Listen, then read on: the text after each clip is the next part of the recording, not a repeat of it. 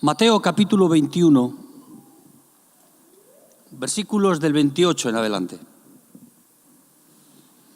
Pero ¿qué os parece? Un hombre tenía 2 hijos. Y acercándose al primero le dijo: Hijo, ve hoy a trabajar en mi viña. Respondiendo él, dijo: No quiero. Pero después arrepentido fue. Y acercándose al otro le dijo de la misma manera.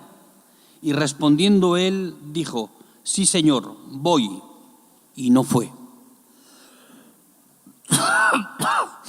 ¿Cuál de los 2 hizo la voluntad de su padre? Dijeron ellos: el primero. El primero. Jesús les dijo: De cierto os digo que los publicanos y las rameras van delante de vosotros al reino de Dios. Porque vino a vosotros Juan en camino de justicia y no le creísteis, pero los publicanos y las rameras le creyeron. Y vosotros, viendo esto, no os arrepentisteis después para creerle. Señor, bendiga su palabra. Amén. La Biblia es la historia de un padre con 2 hijos. No tiene otro motivo la Escritura más que podamos ver a través de lo que la Biblia misma enseña que Dios tiene 2 hijos.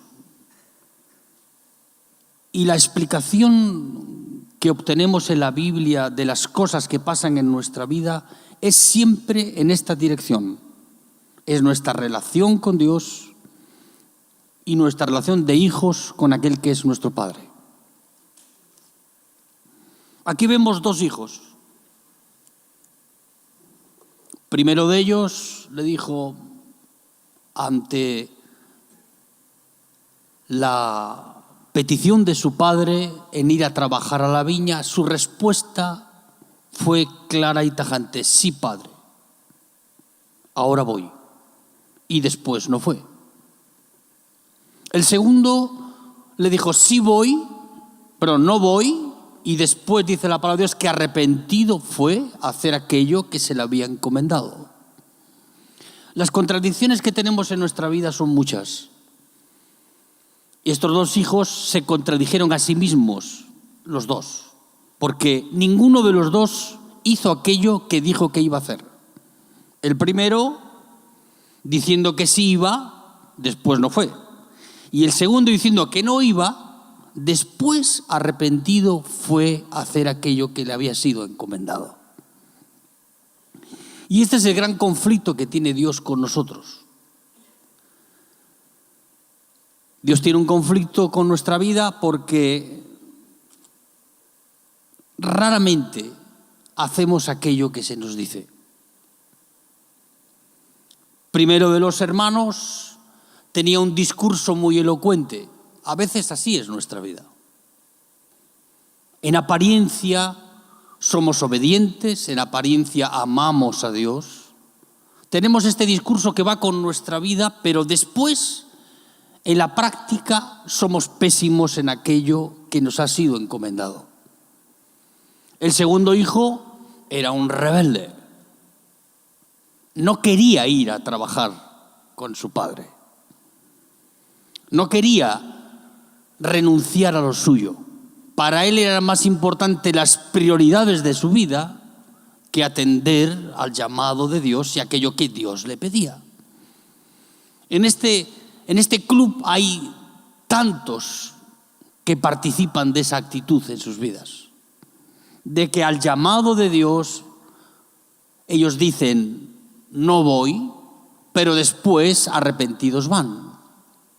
Ahora, en el club de los que dicen que van y luego no van, hay muchos más. Pero Dios tiene misericordia de nosotros. Y Dios permite que, a pesar de las actitudes que hay en nuestra vida, Él da lugar al arrepentimiento para que podamos volver a hacer aquello que se nos ha dicho. El segundo hijo jamás hubiera vuelto a hacer aquello que se le había pedido si no hubiera habido arrepentimiento en su vida. Muchas veces las cosas que hacemos en nuestra vida las hacemos por imposición. Hay una fuerza mayor que impone que hagamos aquello que se nos dice. Hay personas que obedecen porque si se resisten a la obediencia pierden privilegios, un estatus en su vida que tienen ahora, o pierden, privilegios que a veces tienen en sus vidas, y por eso obedecen. El dueño lleva a su perro atado con la correa. A veces así es nuestra vida. Estamos atados por una correa, la correa de la imposición religiosa en nuestra vida. Esa imposición que viene no de lo alto, sino que viene para preservar aquellos privilegios que tenemos en nuestra vida. Y entonces, actuamos de esa manera en nuestra vida. Este segundo hijo rebelde jamás hubiera ido a hacer aquello que su padre le pedía si primero el padre no hubiera enviado de ese arrepentimiento para que él pudiera cambiar de actitud en nuestra vida. Él nunca hubiera cambiado de actitud. Tú y yo, si Dios no nos hubiera dado gracia en nuestra vida, no hubiéramos podido aceptar el llamado de Dios en nuestra vida. No es por voluntarismo que servimos al Señor, es porque Dios nos ha conquistado nuestras vidas. Amén, hermanos. Él se ha mostrado a nosotros y Él es el que nos guía y nos lleva al arrepentimiento en nuestra vida. ¿Para qué? Para obedecer a aquello que se nos pide. ¿Crees que es un acto de tu voluntad? No, nuestra voluntad es la rebeldía de nuestra vida. Hay una cosa, lo dije aquí el domingo pasado, que tú no le tienes que enseñar a tus hijos. ¿Sabes cuál es? Tú les puedes enseñar piano, les puedes enseñar a cocinar, a esto, al otro, pero para ser rebeldes, para eso no hay que enseñarles.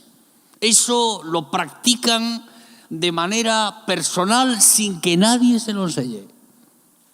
Es una cualidad que tomamos en nuestra vida sin nosotros darnos cuenta. No es un aprendizaje, es como consecuencia de la actitud de nuestro corazón. Somos rebeldes por naturaleza. No aceptamos ninguna imposición de nadie. Los cristianos son más rebeldes a veces que los no cristianos. Porque Dios se queda perplejo, dice, ¿qué os parece? Un padre tenía 2 hijos y mandó a sus 2 hijos a trabajar a la viña. Parece una ironía de Jesús al explicar esta parábola, la actitud y la respuesta de ambos hijos, que a veces es la respuesta de nuestra vida. El primero, gran discurso, elocuente cristiano, le dice, sí, Señor, voy, y después no va. Y el segundo muestra lo que hay en nuestro corazón. ¿Sabes? Dios trabaja con personas que son unos fracasados. Y le place que el Evangelio transforme las vidas de esas personas para que el privilegio de servir al Señor no sea como una consecuencia de algo que somos capaces de hacer nosotros, sino que es como consecuencia de la misericordia que Dios tiene con nuestra vida. Amén, hermanos. Y aquí vemos a estos 2 hermanos. Son como Jacob y Esaú. La única diferencia entre Jacob y Esaú es que uno nació 1 minuto antes que el otro. ¿Recordáis? Estaban los 2 en el vientre de la madre y Esaú nació primero. Y Jacob salió detrás de su hermano enganchado del cordón umbilical para no perder terreno con él. Eran 2 enemigos del vientre. Ya en el vientre de su madre peleaban y pugnaban por ver quién salía primero. ¿Eso no te suena familiar? Siempre queremos ser más que los demás. No sé por qué. Siempre tenemos ese deseo de estar por encima de otros. No sé por qué, pero lo tenemos en nuestro corazón. Y Jacob y Esaú. Esaú no era un niño tan ingrato como Jacob. Era un niño complaciente con su padre. Le cazaba, le quería agradar, aunque no le importaban mucho las cosas espirituales. De hecho, vendió su primogenitura sin ningún, como el que se desprende de cualquier cosa que no tiene mucho interés en su vida. Pero Jacob era un engañador, un fraude en su vida. Todo lo que logró conseguir en su vida lo consiguió con engaño. ¿Te suena eso familiar? Eso es. Cuando uno mira la televisión o ve las cosas que pasan a nuestro alrededor y uno se mete en la coyuntura de todos los días, dice, ese espíritu que había en Jacob está hoy más latente que nunca en medio de nosotros. Porque todo es un fraude. Todo es una mentira. Jacob, todo lo que logró en su vida, lo logró mintiendo, haciéndose pasar por su hermano, tomando una primogenitura que no le era concedida a él. Él llevó a un extremo de osadía tan grande en su vida que se convirtió en un engaño, en un fracaso. Pero Jacob se encontró con el Señor. Tú puedes ir muy lejos. Jacob fue muy lejos. Él desafió la santidad de Dios, la gracia de Dios. A veces, yo esta mañana pensé, digo, Dios le financió a Jacob su propio fracaso. Dios permite a veces cosas en nuestra vida que nos llegan a un punto donde el punto de nos lleva es al fracaso más absoluto de nuestra vida. Y Dios lo financia. No es que te da dinero, pero permite que lo hagas. ¿Sabes por qué? Porque es la única manera de que luego puedas arrepentirte y puedas volver tu corazón a Dios. Ahora quizás te das cuenta en tu vida porque Dios te ha permitido llegar a extremos en tu vida inaceptables de ninguna manera para todos. Dios lo permite porque Él quiere obrar en tu vida. La única manera de que tú vuelvas de ahí es que Dios te vaya a buscar ahí. Y eso fue lo que hizo Dios con Jacob. Lo fue a buscar. Tú vas muy lejos, Dios va más lejos que tú para buscarte. Y lo encontró en aquel vado de Jacob. ¿Recordáis el texto en Génesis? Y ahí se encontró Jacob con el Señor cara a cara. Porque ese es el punto donde Dios quiere llevar nuestras vidas. A que tú te encuentres cara a cara con el Señor. Y ahí, cuando tú te encuentras de verdad con Él, como Jacob se encontró con el Señor, Jacob salió herido de ese lugar. Quedó rengo después de haber luchado toda la noche con el ángel de Dios. Cuando tú te encuentras personalmente en tu vida cara a cara con el Señor, las señales de la cruz estarán en tu vida. El actuar de Dios se verá en ti. Porque algo tendrá que hacer Dios para detener nuestro caminar. Jacob huyó de todo el mundo, huyó de su hermano, huyó de su padre, tuvo que huir de su madre, pero no pudo huir de Dios. ¿Tú crees que puedes huir de Dios? Si Dios tiene interés en tu vida, te irá a buscar a la misma puerta del infierno, si es necesario. Y allí cara a cara con Él, si Dios actúa en tu vida y tú le permites tratar con Él, Dios dejará las señales de eso en evidencia en tu vida.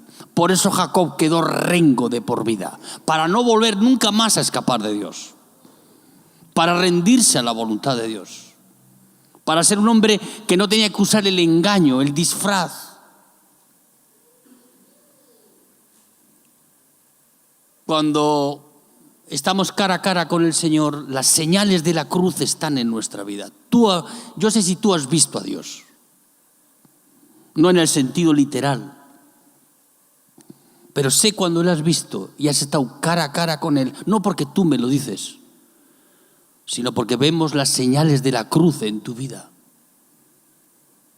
Ya no eres un príncipe, ahora eres un hijo de Dios. Amén, hermanos. Jacob tenía una doble vida. Muchas veces en nuestra vida, para subsistir en este mundo, tenemos que crear una imagen diferente de la que tenemos. Este mundo es así. Ahora le hacen bullying a los niños en la escuela. Terrible. Muchas veces los cristianos, para que no nos hagan bullying en la iglesia o en nuestra casa, tenemos que forjar una imagen en nuestra vida diferente a la que tenemos. A veces pensamos que si no tenemos esa imagen prodigiosa, esa imagen perfecta en nuestra vida, los demás no nos van a aceptar y amar. Nos sentimos rechazados porque pensamos que no somos lo suficientemente buenos para poder tener una relación con otras personas. Siempre estamos fabricando en nuestra vida una imagen que se superpone a la que en verdad de aquello que somos. No sé si te suena familiar esto. A veces inconscientemente queremos ser aquello que nos interesa que los demás vean de nuestra vida. Y ese es un error terrible en nuestra vida. Si quieres ser aceptado y amado, mejor es que te muestres tal y como eres. Porque la decepción de aquellos que te conocen y te aman al ver que no eres aquello que dice que eres, es peor todavía. La mayor decepción de un hijo con su padre es ver que el padre dice una cosa y hace otra cosa. Eso es lo que Jesús le decía a los fariseos. Cuando las multitudes seguían a Jesús, le decía a estos: haced todo lo que dicen, pero no imitéis lo que hacen. ¿Por qué? Porque a veces decimos una cosa y hacemos otra. Y Jesús les advertía a las multitudes: tener cuidado con los escribas y los fariseos, porque ellos dicen una cosa, pero hacen otra. Siempre es el juego del disfraz en nuestra vida. Siempre intentando ser aquello que no somos. ¿Por qué? No sé yo por qué hacemos eso. Ahora, ese veneno corre por nuestras venas y está injertado en cada milímetro cuadrado de nuestras células, en todas ellas. Y queremos siempre ser aquello que nosotros queremos ser y no ser aquello que Dios quiere que seamos. Amén, hermanos.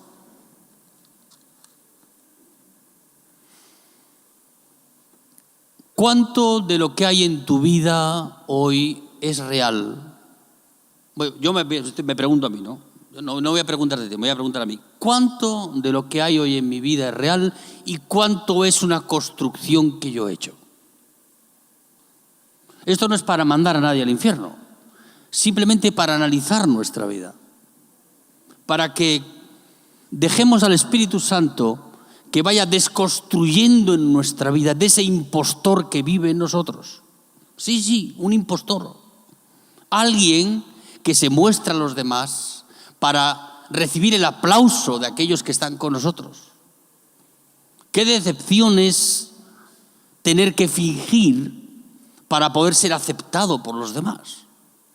Pero a veces nuestra naturaleza humana va en esa dirección. Nosotros no queremos perder el prestigio, la reputación que tenemos en nuestra vida. ¿Para eso qué?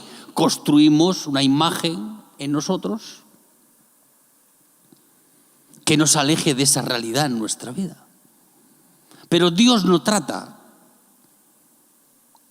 con nosotros de esa manera. Dios te acepta a ti, te ama a ti tal y como eres. Ahora, Dios quiere transformar nuestras vidas. Pero Él parte de la base de lo que tú y yo somos. Es desconcertante que Dios le diese la primogenitura a Jacob siendo un fracasado, un desgraciado. Hizo todo lo posible para arruinarse la vida. ¿Te suena familiar eso? A veces hacemos todo lo posible para arruinarnos la vida. Y Jacob fue uno de ellos.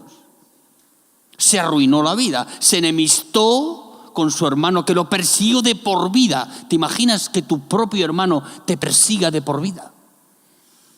Juró matarlo. Su madre, que lo escuchó detrás de la puerta, las mujeres siempre están detrás de la puerta, lo escuchó y le dijo: hijo mío, sal de aquí, pero volando, porque tu hermano te quiere matar. Esa es otra historia. Y Jacob tuvo que huir como un miserable, como un proscrito, como un enemigo número uno. Pero Dios tenía puestos los ojos en Jacob. No me digas por qué. Y Jacob tuvo que construir una imagen. A veces nuestra vida es como una cebolla. Hoy voy a hablarte de gastronomía un poquito. Si tú le quitas la piel a una cebolla, ¿qué encuentras? Una capa. Si tiras esa capa, ¿qué encuentras? Otra capa. Si retiras otra capa, ¿qué encuentras? Y llega un momento en que al retirar la última capa, ¿qué hay? Nada.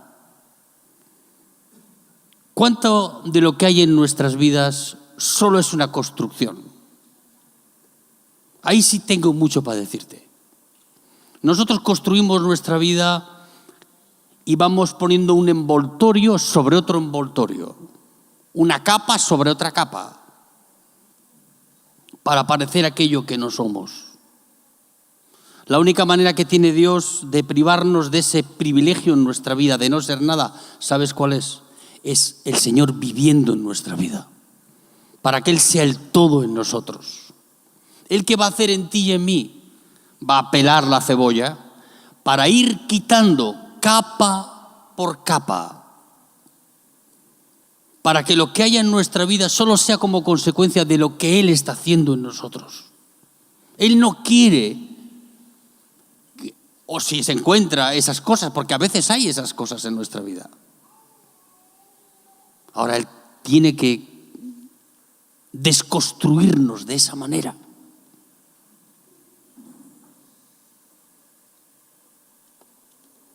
Tú y yo por ti mismos somos como una cebolla. No tenemos nada en nuestra vida si no le tenemos a Él. Somos a veces una construcción de nuestra propia idealización de nuestra vida. A lo mejor son términos demasiado sofisticados esta mañana, pero a veces somos eso. Una construcción no hecha por el Espíritu Santo, sino hecha por nosotros. Y claro, tú pelas la cebolla. Primero la cebolla hace llorar. Pero bueno, eso no voy a decir nada de eso.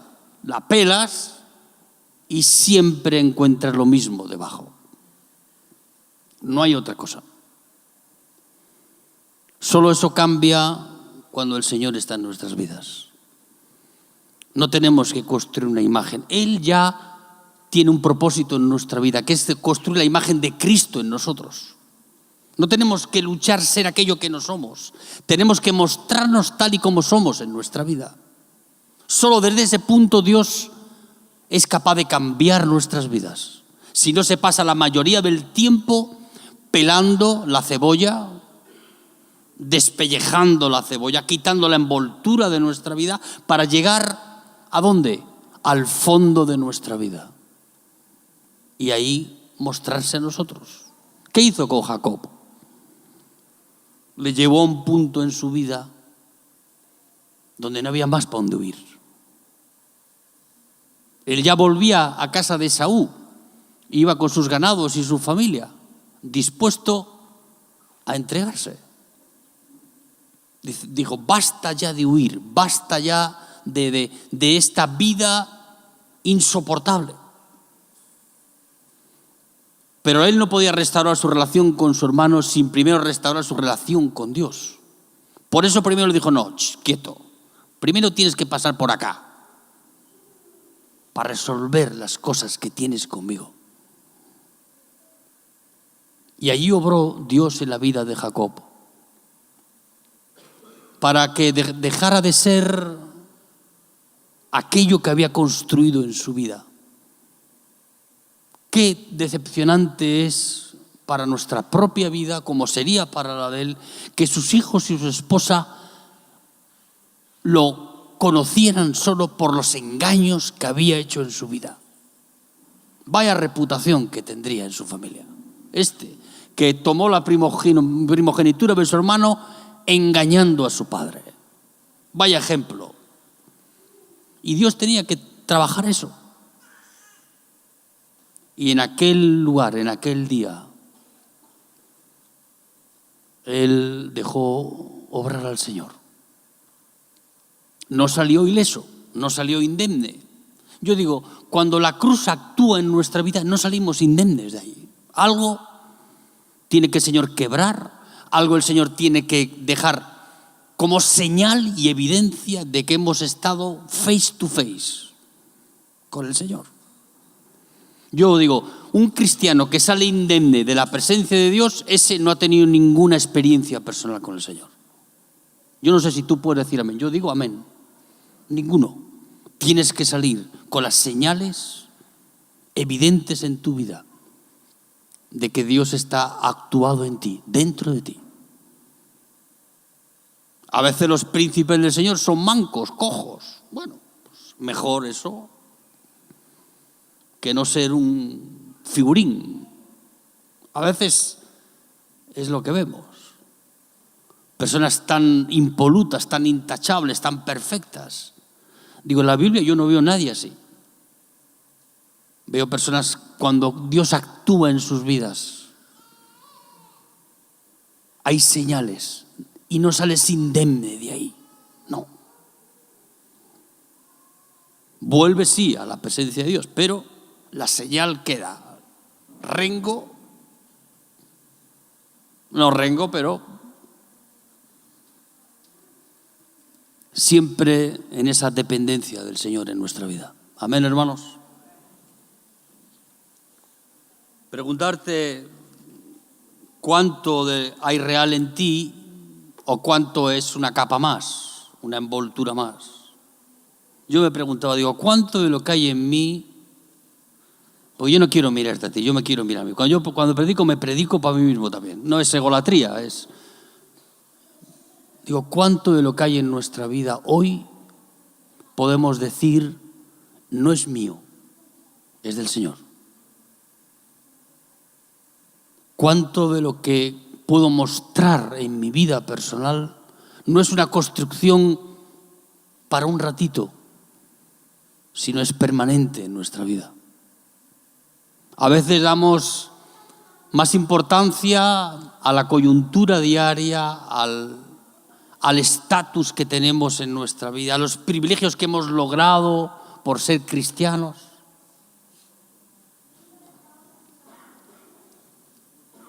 Hay que seguir despellejando la cebolla, queridos. Quitándole. Eso lo hace el Espíritu Santo en nuestra vida, la cruz. Ese sí que es realmente un mecanismo efectivo para nuestra vida.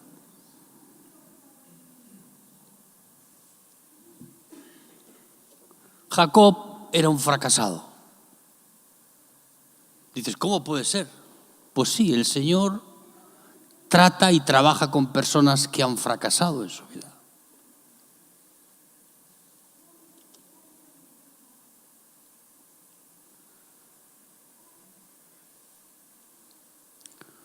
Yo digo, Señor, ¿cómo permites el fracaso de tus hijos?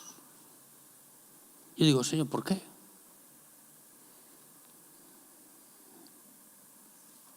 Todos queremos tener éxito en nuestra vida, pero yo quiero decirte que el éxito no sabes dónde te va a llevar. Hay personas que solo buscan el éxito, el prestigio en su vida. Ese camino no sé dónde te va a llevar. Ahora, el camino del fracaso es un buen camino para volver a casa, a la casa de nuestro Padre. A veces lo único que le queda hacer a Dios con nuestras vidas es llevarnos a ese punto en nuestra vida. Porque del fracaso, el fracaso es un buen camino. Te digo, es el único camino para volver a tener comunión con Dios. Para Jacob era el único camino. Él tenía que volver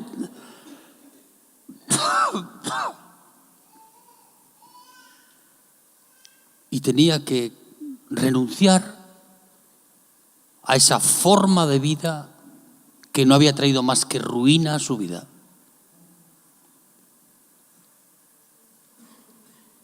El fracaso no es tan malo en sí mismo. Lo que más ingrato nos parece del fracaso es que perdemos la credibilidad de nuestra vida. Ahora, mejor que perder la credibilidad de tu vida es perder la salvación de tu alma. Algunos prefieren perder su alma que perder el prestigio de su vida. Por eso siguen fingiendo en sus vidas. No seamos así. Mejor es que los demás puedan ver que no somos tan perfectos, tan rectos, que no practicamos una moral absoluta en nuestra vida, sino de que somos personas que a veces fallamos. Si yo te pregunto si tú fallas, no me lo digas. Porque Dios da oportunidad a aquellos que se arrepienten de sus errores. Y ese arrepentimiento en nuestra vida solo lo puede producir Él en nosotros. No somos nosotros los que nos arrepentimos, es Él el que nos lleva al arrepentimiento. Dios llevó a Jacob a un punto en su vida sin retorno. Y él tuvo que declarar con su boca cuando el ángel le preguntó: ¿y cómo te llamas ahora? Claro, la primera vez que su padre se lo preguntó, no respondió con veracidad. Dijo: yo soy Esaú. Y Dios le llevó a preguntar: ¿y cómo te llamas? Yo soy Jacob, le dijo. A veces tenemos que declarar con nuestra boca lo que somos, en verdad. Jacob es engañador, el mismo nombre lo dice. Y no aceptar una construcción diferente en nuestra vida. Nosotros tenemos una cultura religiosa muy grande en nuestra vida. Yo incursioné algún fin de semana en el catolicismo, voy a decirlo así. Fui de aventura por el catolicismo. 8 años, no sé qué vio el cura en mí, me puso a cantar en el coro. No sé si te habrá pasado a ti, a mí me ha pasado. Y yo en verdad tenía denuedo por alabar al Señor. No sé por qué, no puedo decirte si era una virtud o simplemente una gracia que Dios permite a veces. Y tuve mi primera experiencia personal con el Señor cuando tenía unos 9 años. Claro, uno con esa edad no sabe explicar las cosas. Lo que sí recuerdo con absoluta seguridad es que fueron los 10 días posteriores a aquella experiencia los días más felices de mi vida. No solo porque me regalaron una bicicleta, que eso era el sueño de todo chico de 9 años, sino porque parece que iba flotando. No volando, ¿no? Pero, o sea, una paz interior, algo especial que no he logrado olvidar. Digo, ¿qué es esto? Claro, no sabía explicar. Cuando cumplí 24 años y recibí el bautismo del Espíritu Santo en mi vida, entonces recordé que eso ya lo había tenido yo antes. La misma experiencia, no con la misma manifestación, pero sí el mismo gozo, la misma paz. Era la presencia de Dios. que ya anhelaba, bueno, pues tener comunión en nuestra vida. Y a veces hay una cultura religiosa muy grande en nuestra vida. Quitar esa capa de la cebolla no es fácil. Yo creo que es la peor de todas. La religión ha hecho mucho daño al Evangelio. Hemos convertido nuestra vida solamente en ritos y actos religiosos. A veces las iglesias evangélicas son eso. No son más que una iglesia católica.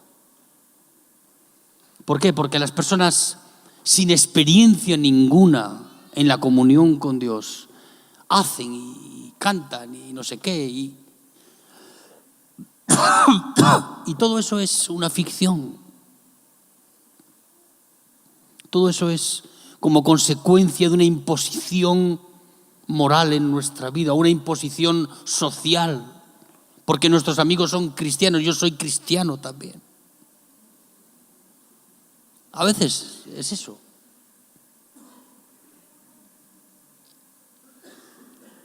Lo que más dificultad tiene el Señor en nuestra vida es quitar esa capa de la cebolla, la religiosidad. En Mateo, en el capítulo 7, hay un episodio realmente evidente de lo que es la religión y lo que es el Evangelio. Es cuando Jesús entra en casa de Simón el fariseo. ¿Recuerdas quién era Simón? Simón era un sepulcro blanqueado. Era un hombre impoluto, fariseo. Él jamás hubiera permitido que aquella prostituta entrara en su casa. Jamás lo hubiera permitido. ¿Por qué? Él decía, si el profeta supiese qué mujer es, no la tocaría. A veces la religión lo que produce es eso, produce una distancia entre nosotros y aquel que ha fracasado. Porque una prostituta en aquel tiempo era una fracasada. Hoy tienen más derechos y se las incomoda menos, haciendo incluso legal, moralmente, sus actividades. Ahora, ninguna moralidad hay en esas cosas. Lo que hay es otra cosa. Y esta prostituta entró en casa de Simón el fariseo. ¿Sabes por qué? Porque fue con Jesús. Jesús le dejó la puerta abierta. ¿Y quién entró? La prostituta. ¿Para qué? Para confrontar a Simón el fariseo. No creas que entró allí solamente con el propósito, bueno, pues de tener esa experiencia tan impresionante que es la restauración de alguien que ha sido fracasado, de alguien que tiene una reputación inmunda, de alguien que nunca jamás en la vida lo llevarías a tu casa. Hoy todavía hay una repulsa social contra drogadictos, contra las prostitutas, contra personas que tienen HIV. También hay una repulsa social terrible. Y eso lo produce la religión, la moral estricta de nuestra vida. Eso era lo que era Simón. Era un religioso. Él no conocía el Evangelio. Él hablaba del Evangelio, hablaba de las Escrituras, pero era un discurso nada más. Después no se acercaba a ninguna persona. No quería tocar a aquella mujer. Y Jesús no solamente no dejó que tocara, sino que esta mujer confrontó a Simón el fariseo de tal manera que llevó a Jesús a darle una parábola tremenda para la vida de Simón. Cuando vio que esta mujer con sus lágrimas limpiaba los pies de Jesús. ¡Qué atrocidad! Cuando con sus cabellos secaba los pies del Señor. Cuando tomó del ungüento que traía y se lo puso sobre sus sobre su cabeza para ungirle con aceite. Eso era una provocación para Simón impresionante.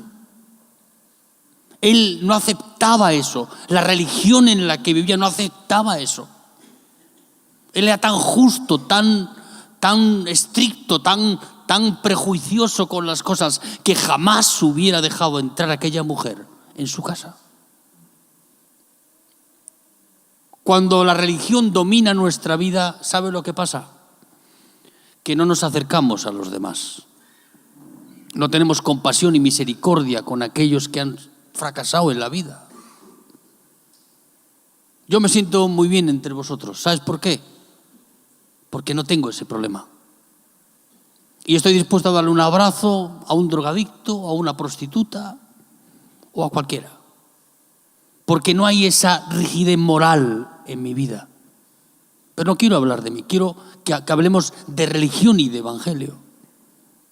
Y este Simón el fariseo era un hombre terrible, pero Jesús era mucho más incisivo, tenía un bisturí mucho más profundo que lo que tenemos nosotros. Y le dijo: Simón, un hombre tenía 2 personas que le debían dinero, o 2 personas le debían dinero a un mismo hombre, diferentes cantidades. Uno le debía 50 pesos y el otro 500. Vamos a hacerlo más contemporáneo esta mañana. Hablemos de moneda nacional. Y el Señor le preguntó, el Señor le dijo: mira, no podemos pagarte la deuda que tenemos, le dijeron los 2 deudores.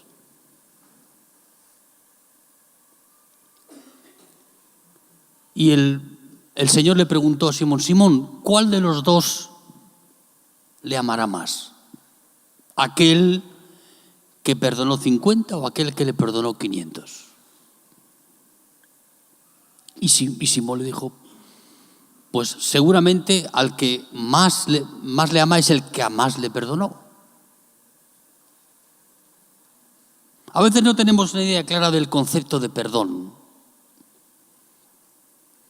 Perdonar no solamente es decir, bueno, como no puedo pagarte, te perdono la deuda y se acabó. No, eso solamente es una parte del perdón. Yo estaba pensando, bueno, mañana podía volver de nuevo a solicitarle la deuda Jesús o aquel señor a los que le debían el dinero. Perdonar es decir, esa deuda que tú tienes conmigo ahora es mía. La tomo como pérdida en mi vida. ¿Para qué? Para que jamás tengas que volver a implorarme favor en mi vida por la deuda que me ha sido perdonada. Porque Dios, cuando perdona, asume la deuda de nuestra vida. Amén, hermanos. No te la va a volver a venir a pedir de nuevo. Dice Jeremías que Él echa nuestros pecados en el fondo del mar y se olvida. Y pone un cartel que diga prohibido pescar, para que nadie vuelva otra vez a hurgar en los pecados de nuestra vida. Perdonar no es solamente olvidar la deuda, decir, bueno, como no puedes pagarme y eres un miserable, pues, hala. No. Dios no solo te perdona, no solamente te libra de la deuda, te dice, ya no tienes que pagarla nunca más. ¿Por qué? Porque esa deuda ahora es mía. Él toma a pérdida la deuda de nuestra vida y la imputa a su justicia para que cuando nosotros nos acercamos a la presencia de Dios, esa deuda ya no esté más. Ya no estamos en el veraz, amigo. Ya no eres un moroso de la FIP. Ya no eres un moroso. Aquí no te quitan de la FIP nunca. Estás siempre como moroso. ¿Tú estás como moroso todavía? No dice que no. No me fío yo de ti, pero vamos, ni un pelo. Dios mío. Del veraz no hay quien te saque. Dice que 10 años para sacar tu nombre del veraz. Estamos aquí, amén, hermanos. Dios perdona tus deudas, asume tus deudas y te dice que esa deuda ya no la tienes más con Él.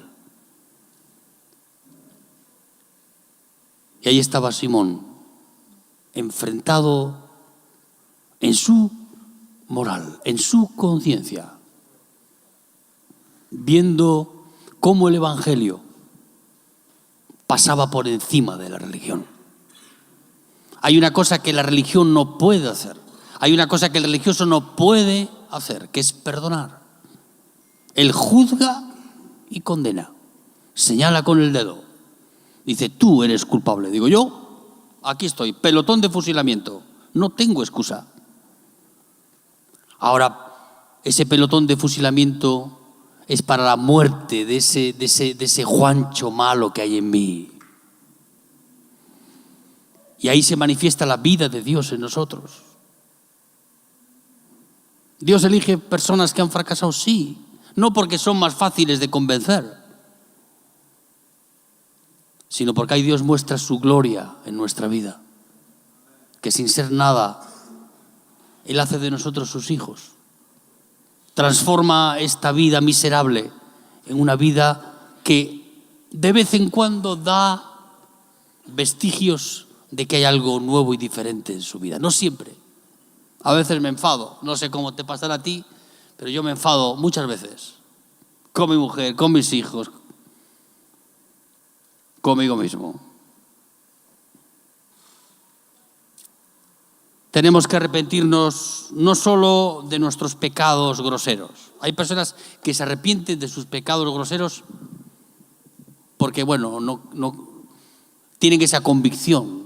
Ahora, hay pecados en nuestra vida que no son groseros, son los pecados del ego.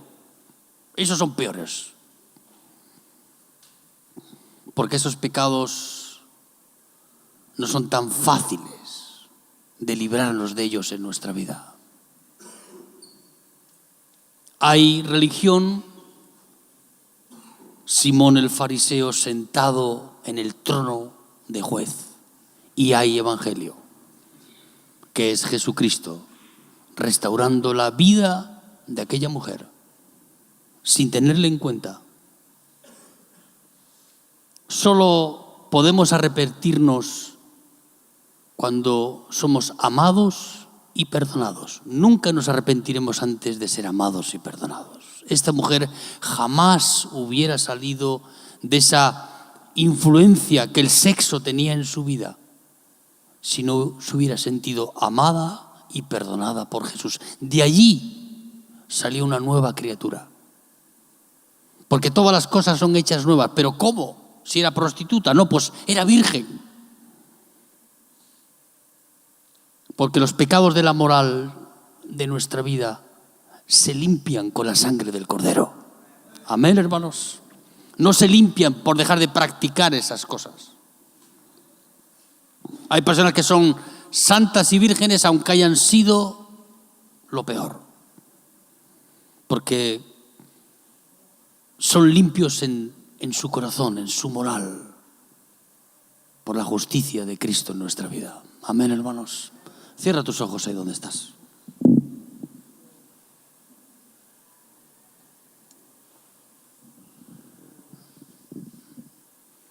Necesitamos más evangelio, menos religión. Necesitamos más a Cristo y menos discurso elaborado en nuestra vida. Necesitamos más el amor y el perdón de Dios en nuestra vida que la elocuencia religiosa que a veces tenemos. Hablamos mucho de la Biblia. Los evangélicos hablamos tanto de la Biblia. Madre mía. Tenemos un discurso que atrae. Pero si eso que atrae a las masas no lo practicamos, es como nada.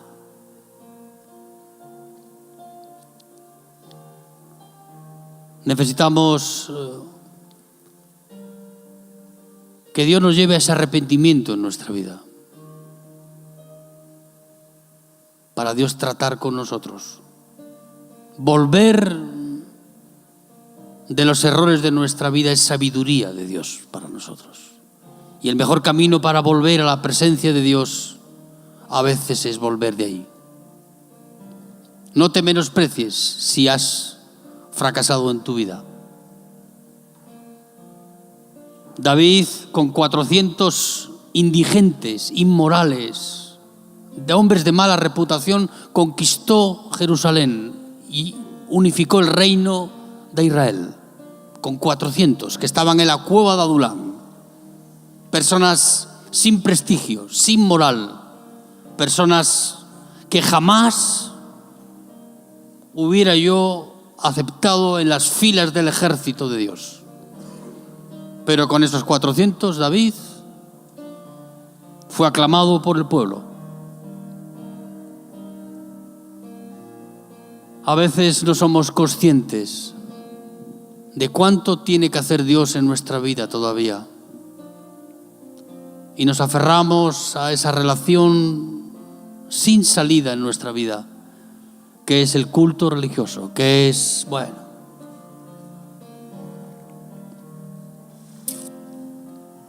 Pero Jesús no es una religión.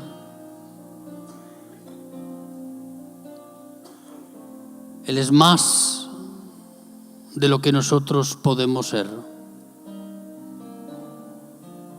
Y Él tiene propósito en nuestra vida en esta mañana.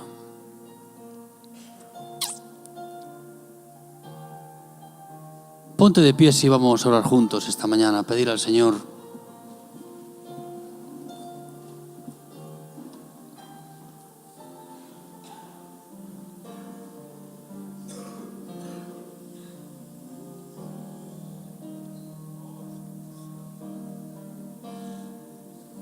A veces es difícil trabajar en nuestra vida.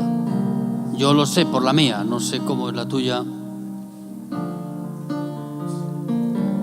Y Dios necesita trabajar en nosotros, más de lo que nosotros creemos. La palabra de Dios nos da luz para ver cuánto nos falta todavía. Y es ahí donde tú y yo podemos dar un paso en nuestra vida, decirle: Señor,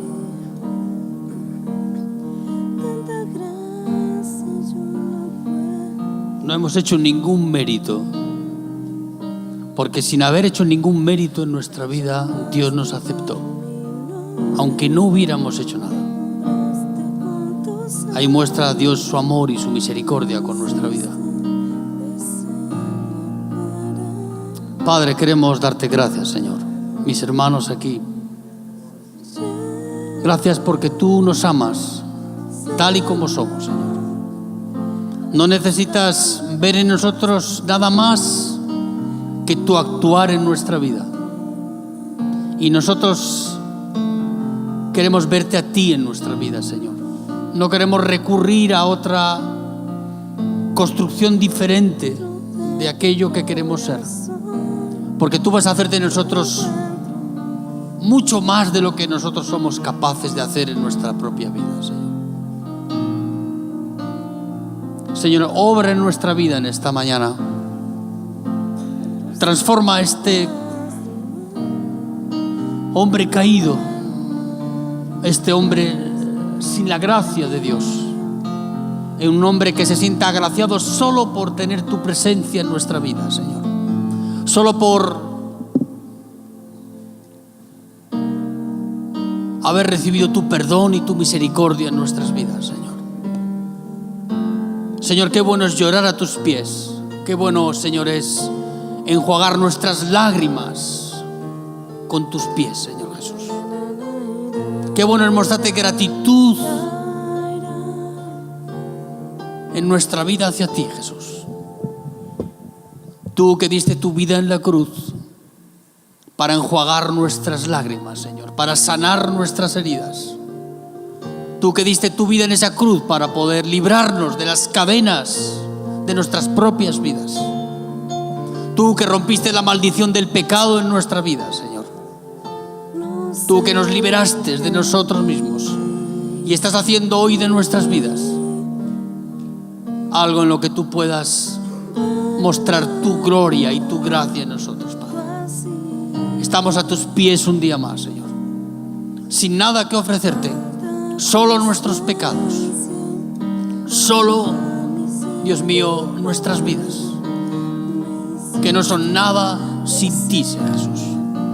Señor, derrama de tu presencia aquí, Señor, en esta mañana. Obra en nuestras vidas, Espíritu Santo querido. Muéstranos la belleza del Cordero en nuestra vida. Muéstranos cómo tú eres, Jesús, para que la imagen que tengamos en nuestra vida solo sea la tuya, Señor, en nuestra mente y en nuestro corazón, Señor. No hay nadie más que tú, Señor. Te adoramos a ti, Jesús. Te postramos en nuestras vidas delante de ti en esta mañana. No porque tú juzgas y condenas, sino porque tú amas y perdonas a aquellos que venimos a ti, Señor. Aquellos que buscamos tu gracia en nuestra vida. Aquellos que queremos dejar de ser lo que somos para ser aquello que tú quieres que seamos, Padre. Ven con tu presencia en medio de nosotros. Espíritu Santo querido, limpia nuestras vidas en esta mañana. Quita todo concepto que hemos construido de nosotros. Nos acercamos a ti porque tú nos amas, Señor. Tú no haces bullying con nosotros, tú no nos rechazas. Tú nos has elegido para ser tus hijos. Y nosotros queremos aceptarte a ti como Padre en nuestra vida. Tú eres el buen pastor que da la vida por las ovejas, el que cuidas de cada uno de nosotros. Tenemos esa experiencia en nuestra vida, Señor, de alguien que es pastor de nuestras vidas. No porque lo dices, sino porque nos amas y nos cuidas cada día de nuestra vida, Padre. Señor, derrama de tu gracia aquí esta mañana, Padre. Mis hermanos aquí, que tu presencia, Señor, pueda llenarlo todo en nosotros. Bendice, Dios mío, cada persona aquí, Padre, en el nombre de Jesucristo, por la sangre de Jesús.